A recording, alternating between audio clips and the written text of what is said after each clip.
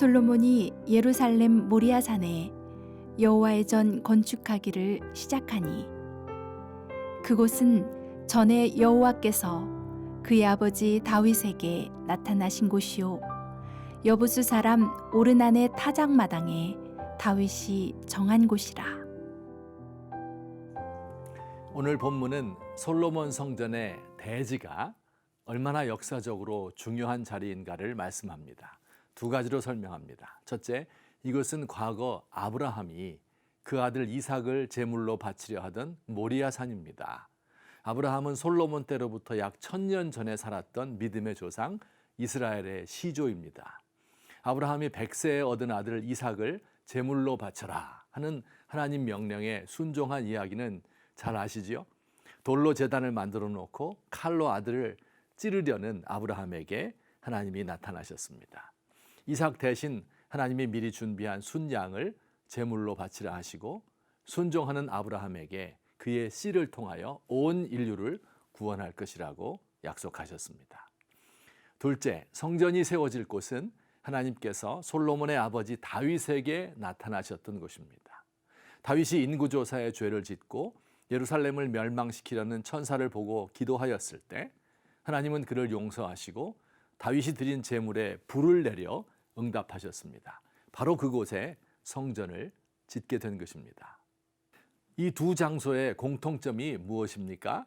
바로 하나님이 나타나신 곳, 하나님의 은혜를 체험한 곳, 용서와 약속을 받은 곳입니다.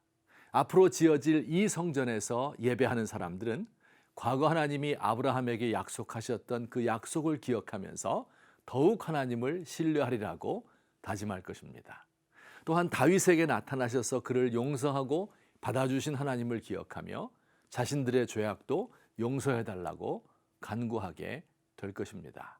우리 신앙생활에서 장소가 가지는 중요성은 매우 큽니다. 기회가 되시면 성지순례를 꼭 한번 가보시기를 추천합니다. 팔복을 말씀하신 바닷가에서, 기적을 베푸신 베데스다에서, 삭개오에게 내려오라 하신 그 뽕나무 아래서 예수님의 모습을 보고 발자취를 만나게 됩니다. 작은 배를 타고 갈릴리 바다를 건너며 그 동정의 눈빛과 음성을 나는 잊을 수 없겠네. 작은 소리로 노래합니다. 잠시 2000년 전으로 돌아가 그의 제자가 되는 상상을 해봅니다. 예수님의 향기가 남아있는 이스라엘에 산다면 좀 더 그와 가까운 삶을 살게 될 것도 같습니다. 꼭 성지순례를 가지 않더라도 여러분들이 과거에 은혜 받고 하나님을 만난 장소가 있을 것입니다. 저도 제가 은혜 받고 눈물 흘리던 예배당의 오른쪽 맨 앞자리, 금식하고 기도하여 하나님의 응답을 받은 기도원, 어린 학생들을 붙들고 눈물로 기도하던 지하 예배실 등등이 기억납니다. 이것들을 생각만 해도 가슴이 뭉클하고 과거에 받았던 은혜가 다시 살아나는 듯합니다. 그러나 우리가 알아야 할 것이 있습니다. 그 장소에 간다고 해서 무조건 하나님의 은혜가 거기 임하는 것은 아닙니다. 거기서 다시 하나님을 간절히 찾을 때 그때에만 은혜가 임합니다. 은혜 받았던 장소는 우리가 과거 은혜 받았다는 사실을 떠올리게 하고 더욱 간절히 매달리게 하는 효과를 가질 뿐입니다. 혹시 그 장소에 가지 못한다 해도 그러니 낙심할 것이 아닙니다. 과거 은혜 받았던 장소를 그리는 것도 좋지만 지금 있는 장소를 은혜 받는 장소로 만드는 것이 더 중요합니다. 하나님은 새로운 곳에서 새로운 일을 행하시는 분입니다. 예루살렘 성전에서 기도를 들으신 분은 수천 킬로 떨어진 바벨론에서도 기도를 들으십니다. 대도시 서울의 화려한 예배당에서 찬송을 받으시는 하나님은 미얀마 작은 마을의 오두막에서의 간절한 호소를 들으십니다.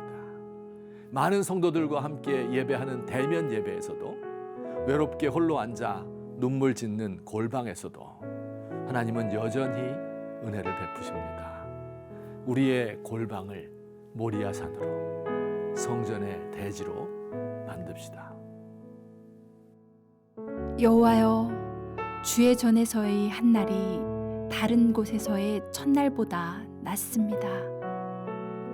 눈물 골짜기를 걷는 저희들이 주의 전에서 육체와 영혼의 안식을 얻게 하소서.